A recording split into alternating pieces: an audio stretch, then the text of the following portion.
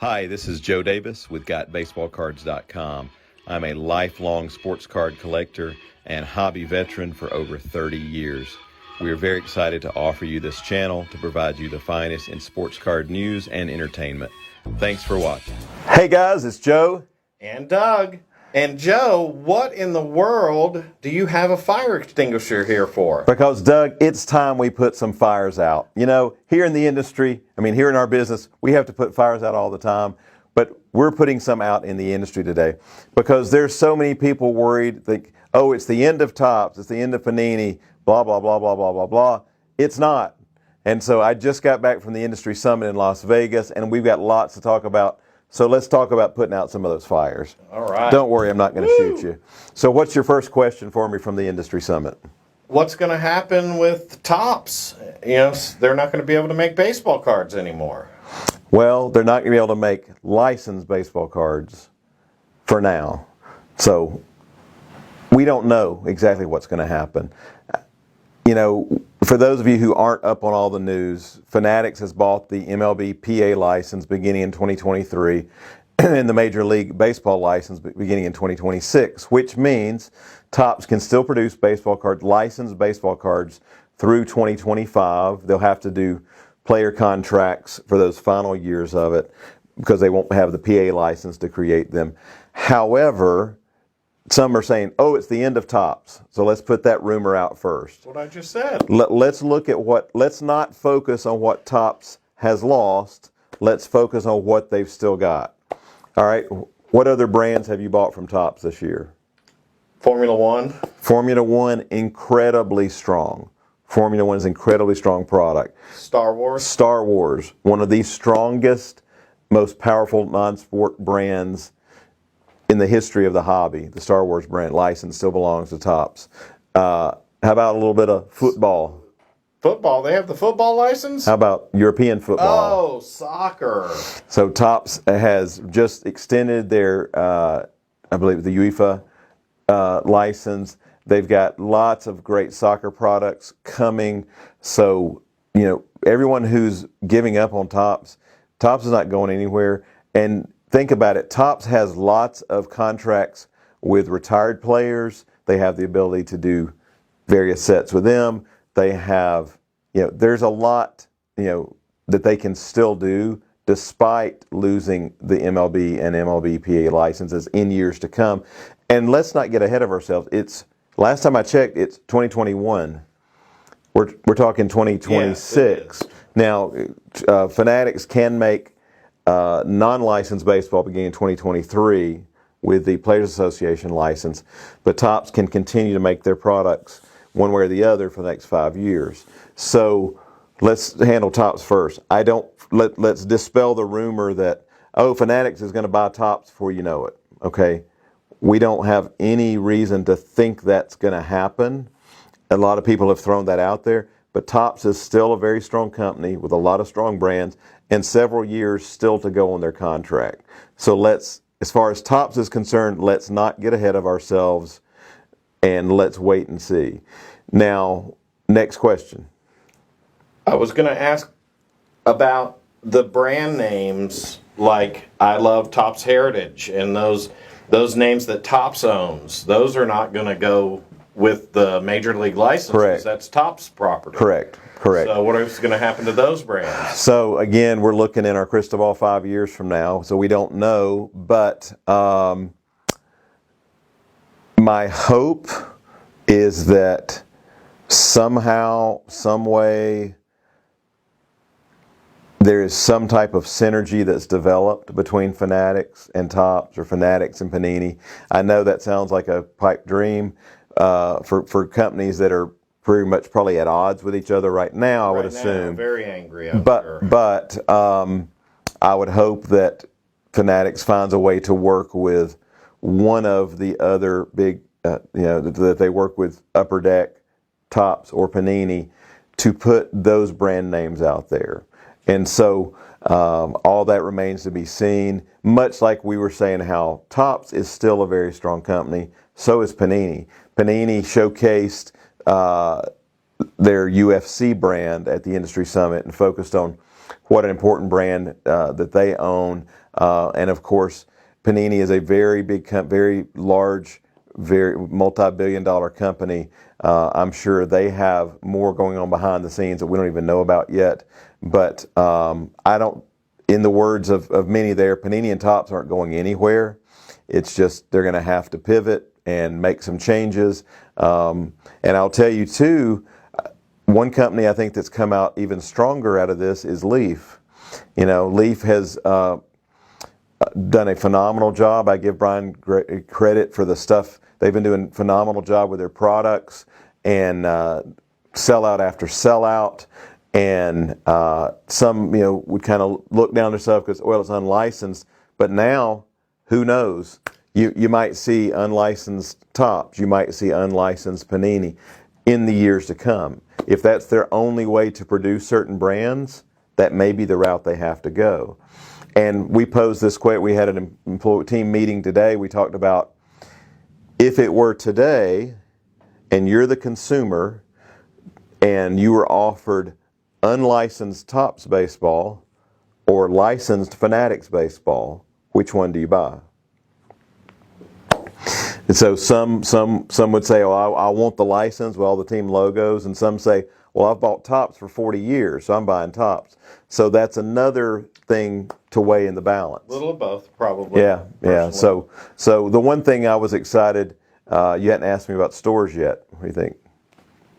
Stores? What would your question be about retailers, how they're... Well, I had another question. All right. You want to go to the... No, go ahead. My comment is, we had something very similar to this happen 10 years ago or so when Topps lost football and basketball. And, you know, I hadn't even thought about it until now, until you were talking about it all. But it seemed so impactful back then. But now it's like it's no big deal. Right. So I think the initial shock of the announcements that have been going on, probably a little bit bigger than the actual impact it will have. But yes, my other question would be about hobby stores. How does Fanatics, what do they think of hobby stores and you know, J&J Sports section, baseball cards? Yeah. Well, Josh Luber, who of course from StockX, who's now come over to Fanatics to lead the sports card division for Fanatics, he spoke very positively about hobby stores. I'm not going to put words in his mouth because I can't remember his exact quote, but he made it clear that he believed hobby stores were an important part of the distribution network for trading cards. And I left with the impression that they hope to work with hobby stores to distribute Fanatics trading cards when that day comes. That's my hope. Fanatics certainly has a great distribution network already. They could just go direct to consumer with everything, but I think if they study, I've talked to a number of distributors about this, if they study what has happened, Topps tried this at one time, 2016 Finest, they tried to go direct to the public. It didn't work well. They had a lot of product left over. Did not work well. So they have to understand the power of distributors and the power of hobby shops to consume large quantities of product, because we're the ones who will sit on 20 cases, 50 cases, whatever product, and the end consumer is going to buy 1 or 2 cases at a time in general.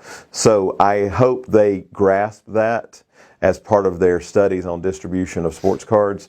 So my hope is that they truly realize the value of sports card stores, because the network that's already in place, the infrastructure in the hobby, both distributors and hobby shops, to me is a phenomenal network that they would, I think, would benefit by working with rather than trying to go around. Yeah, I agree wholeheartedly. I feel, to a degree, a little bit like PSA back in the day was suggesting that people run their cards through a bulk submitter, because we can catch some of the things that they don't like getting direct from the consumer. You know, the counterfeit cards and poorly gradable cards. But we know how to handle that process. They would prefer it to run through us because it makes their job even more easier. And I think the same thing might apply through Fanatics and, I mean, the way it is now with the other manufacturers selling through hobby shops. Yeah. So I have other news from the event. There was a discussion, and I'm just throwing out some numbers here. Ken Golden was sharing some various studies on the size and the growth of our industry from Golden Auctions, someone who's very much in the know, of course, in our industry. And he said, if I remember correctly, that the hobby, the size of our industry had grown from like 10 billion to, I believe, 24 billion in less than a year. I mean, that's staggering. You think about an entire industry has more than doubled in size in, it was like 9 months' time. It was like from last December to this August. It's crazy. I couldn't argue with it because we see it, because we've certainly seen the growth in customers far more, than that. It's more than doubled in size. It's like every day, or at least weekly, we have, hey, I'm back into collecting again, or I'm collecting for the first time. How can you help me? Absolutely. Absolutely. We do, and we get those, and we do help them. And one of the best parts about working here is being able to educate and bring people into the fold, basically, because it is a great hobby, and I've enjoyed it almost all my life, and so I think there's not going to be any issues with it continuing on. We just don't quite know what the future is going to be, but how did you start this out? Don't fret, don't panic. Don't We're here to put some fires out because honestly, I have to tell you, I'm blessed to get to help mentor some other stores. I got to talk to a lot of store owners there, and I had some of them ask me, hey, do you think I should just sell my business now? And I'm just like, the hobby has never been better. You've never been busier than ever. We're at this, some say, oh, we're at the peak. I'm like, no, I think we're halfway there, maybe. Maybe we're in the second or third inning of this now, of this growth. I mean, a year ago, I told you we were in the first inning, and sure enough, it's gotten better and better. So I certainly wouldn't tell, if any store owners are out there listening, retailers across the planet, don't get out. If you love this hobby, I mean, I'm a lifer, Doug's a lifer as a collector and now a worker here, but if you love this hobby and you love what you do, why would you get out when it is this good? When people all over the planet want the information we can provide to help them with this hobby, to educate them, so why would you run from it now out of the fear of the unknown? I mean, even DJ, Vice President Panini, said, hey, we don't really know what's going to happen yet. Not everything is figured out yet. This is a company that should be, very upset over what's happened for losing NBA and NFL license. And even they're saying, hey, let's wait and see. We just don't know. So don't panic. I've always heard fear is false evidence appearing real. And there's a lot of fear in the industry over what's going to happen that may not even, play out. Absolutely. I agree.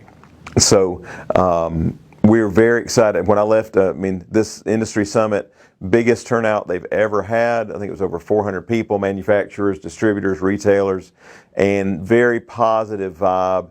I love that's about our hobby. Yes, I'm sitting in the room with, quote, competitors, but they're also some of my best friends in the industry. And so it's not a cutthroat thing as far as retailer to retailer. I'm actually going to hang out with a retail friend later this week at his shop, go to see him.